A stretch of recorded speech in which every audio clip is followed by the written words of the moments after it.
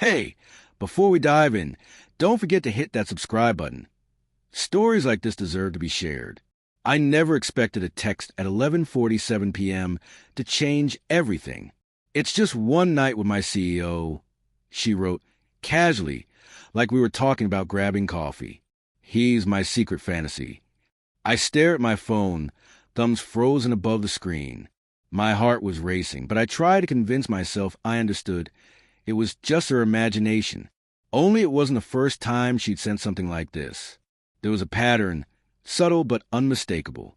Late nights, messages deleted almost immediately, whispered excuses when I asked, and me, pretending I wasn't reading too deeply into it.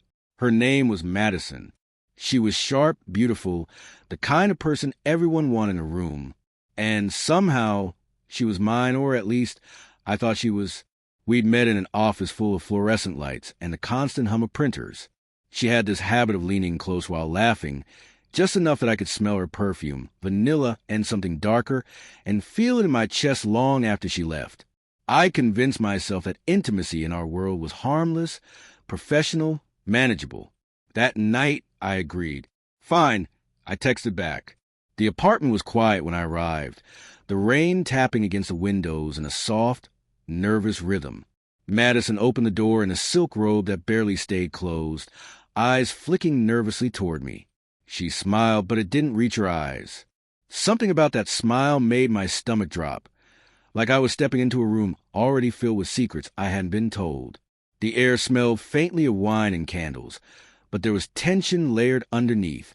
Her hands trembled when she poured a drink. She leaned against the counter, close enough for me to hear her heartbeat, but she wasn't looking at me.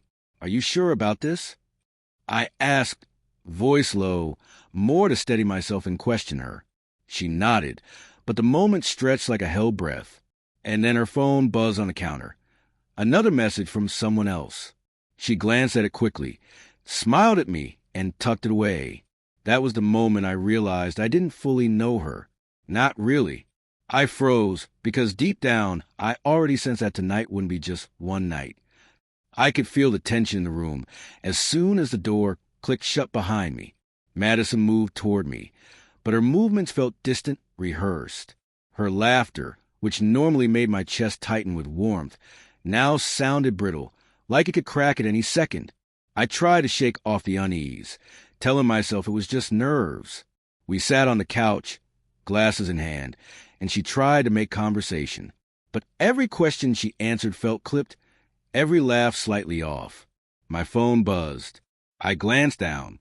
A text from an unknown number. "She's with you now. Don't let her forget the plan." My stomach sank.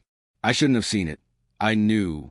But there it was, staring at me like a neon sign I couldn't ignore. My hand trembled as I set the phone down. I tried to focus on her, on the soft light reflecting off her hair, the way her robe shifted when she moved. But my mind kept circling back to that text, the implication it carried. "Are you okay?" she asked, voice suddenly soft, almost too soft. I swallowed hard, unsure how much I wanted the truth, unsure if I could handle it. "Yeah, just a little tired, I guess." She nodded, leaning closer. I felt the weight of her gaze, and for a second, the world fell away. Then my eyes caught the faint glow of her phone on the table again. Another message, another reminder. She was hiding something. And then it hit me. This wasn't just a flirtation, a fantasy, a mistake. It was deliberate, calculated.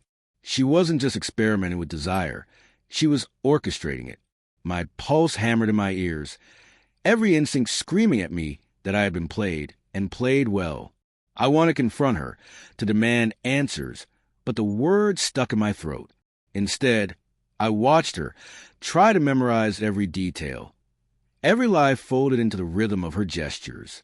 I realized she had been keeping pieces of herself from me all along, fragments of a life I would never fully know. And then she leaned in, eyes searching mine, and whispered, "I've wanted this for so long." I froze, caught between the pull of desire and the sharp knife of betrayal twisting in my chest.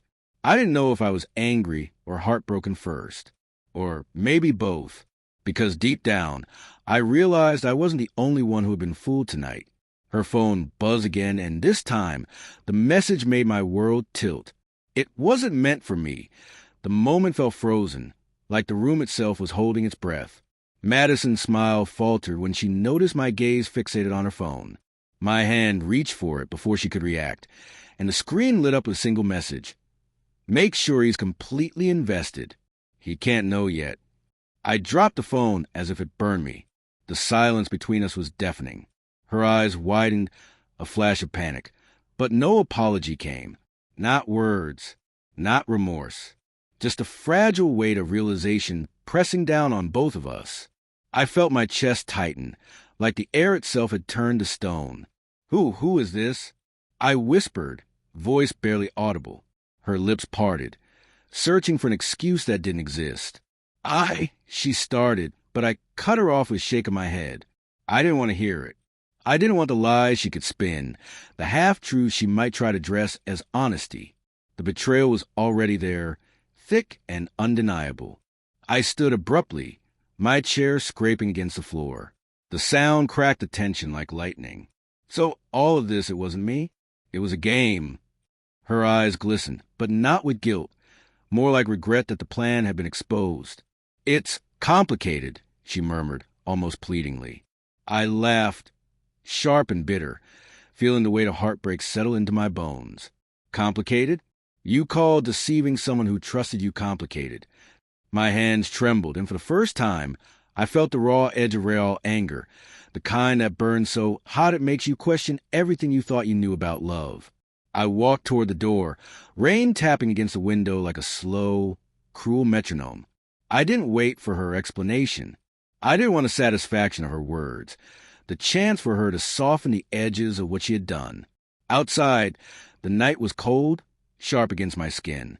I let the storm soak me, every drop washing away the illusion I had clung to. I realized that trust, once broken, leaves a mark deeper than any wound. And love, no matter how strong, can be weaponized if someone else chooses to play with it. I didn't turn back. I didn't look for her. Because some lessons aren't meant to be forgiven, they're meant to be survived. If you've ever been blindsided by betrayal, you know the sting doesn't fade overnight, but you do survive, and you do learn. Share your thoughts in the comments, and don't forget to subscribe. Sometimes the hardest stories teach us the most.